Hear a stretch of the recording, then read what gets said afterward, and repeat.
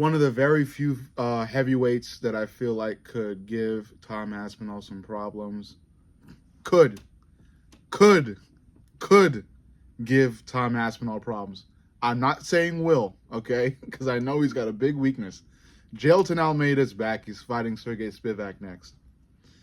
This is a great fight. Two of these guys, they've gotten some success under their belt, not a ton. And yeah, I think this is a good fight to see who's next up for a title shot. You know, I know it's not like two, like I said, big, undefeated guys, but I think a title shot could be considered as a reward for this fight. Doesn't have to be. I'm just saying there's a possibility. Maybe one more fight needs to happen before the winner of this fight goes for the belt. But like I said, Almeida's in the mix, and Almeida is one of the few heavyweight fighters that I feel like could potentially give Tom problems. Not on the feet, obviously. I think, you know, if Almeida goes into this fight like he's been fighting, he's going to get starched probably in less than 30 seconds. But if he can survive somehow on the feet with Tom Aspinall and is able to bring the fight to the ground, he's got a chance. And don't get me wrong, Tom's jiu-jitsu is top-notch. Still, Almeida has a chance because he is a very great grappler as well. Okay? But he's fighting Sergey Spivak. Spivak has great ground game as well, and he's a good fighter. So I think this fight will be competitive on the ground. On the feet, I think it's a little weird. I think neither fighter is a great striker by any means. So maybe the fight could be won by one of them on the feet. I just think it's kind of unlikely. But you never know. It's the fight game. You know, I think this fight goes to the ground, and it'll just be competitive from there. I'm going to give the edge to Jailton Almeida. Just because, you know, I just like his grappling a bit more than Spivak. Spivak's a great fighter. Again, don't get me wrong. I just think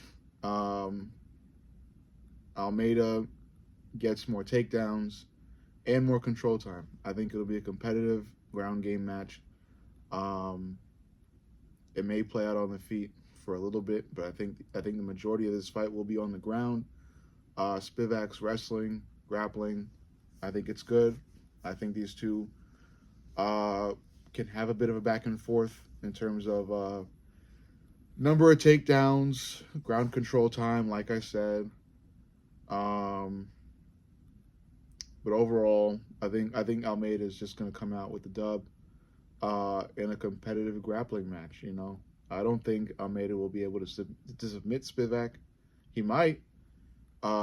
You know, I think Almeida, his grappling is great, but he can do a bit more to make it more entertaining because, you know, there's been this whole controversy in the UFC about the entertainment level of certain grappling matches, and we just came off of Aljamain Sterling versus Movsar Evloev, and that was a grappling match, but it was entertaining. It had a lot of fans on the edge of their seats. So, you know, grappling can be entertaining if it's just done the right way. So, you know, if Almeida can modify his grappling a bit just to make it more entertaining, you know, in terms of going for submissions and not just sitting there in a position for more than like 3 minutes or 4 minutes or 5 minutes. Just actually going for submissions, actively trying to take the back, working, striking in the clinch, things like that can still make fights more entertaining even on the ground. I'd say the same shit for Spivak as well. And yeah, I just think this fight will be a competitive grappling match. It'll be fun to watch on the ground.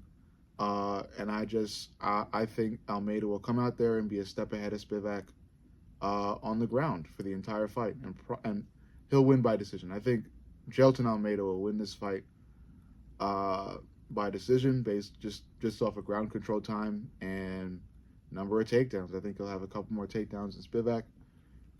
Maybe, if I had to give you like a specific takedown number or like ratio, I don't know. I think Spivak will likely be able to like get like 2, and then Jailton gets like 4.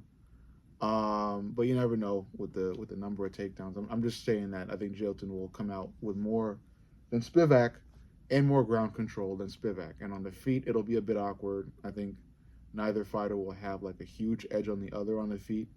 I just think both of them will just be like itching to bring it to the ground and see who's better on the ground. And like I said, I got to give it to Jailton. And then after that, if Jailton comes out with the dub, no matter how he does it, if it's still by unanimous decision with the grappling, just, given the rate at how fast Tom's been finishing his opponents and how many opponents Tom has been finishing, we got to get somebody for Tom to fight next. So,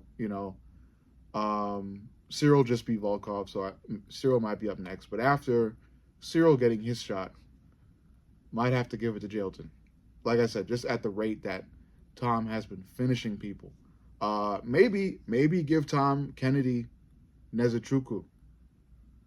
I think that's a great fight, and I think I'm actually going to make a video about that fight next. So that idea just popped into my head. So yeah, I think Jailton will win this fight, and after that, we can see where he's going to land in terms of a title shot or another fight he needs to fight. But like I said, bottom line, Jailton's got potential to give Tom problems. Potential. Please do not attack me on the potential part. He's got potential, okay? On the feet, if he can improve that and survive Tom on the feet. The early Tom onslaught with the long 1-2s and the nonstop pressure and the head movement, okay? So, yeah, we'll see what happens. But let me know what you think. Make sure you like, comment, and subscribe. But most importantly, subscribe. I love you guys, and I'll see you all on the next.